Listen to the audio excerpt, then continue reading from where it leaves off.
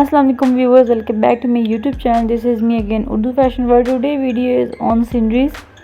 Decorating your home with scenic artwork can transform your living space in a tranquil heaven, making them a popular choice for interior decor. Here are some tips to how decor incorporates scenic art in your home. Choose the right artwork. Select scenic artwork that resonates with you, whether it's a breathtaking mountain landscape, a scenery beach sunset, or a vibrant city space. The artwork should reflect your personal taste and style. Consider the space. Determine where you want to display the artwork.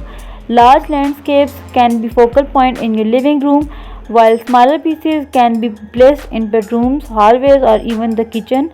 Frame selection. The right frame can enhance the beauty of the artwork. Choose frames that complemented your home decor from the modern look. Sleek and minimalistic frames work well, while ornate frames can touch elegance to traditional interiors. Placement and arrangement. Experiment with the placement and arrangement of your scenic art. You can create a gallery wall with the multiple pieces or opportunity for a single streaking centerpiece.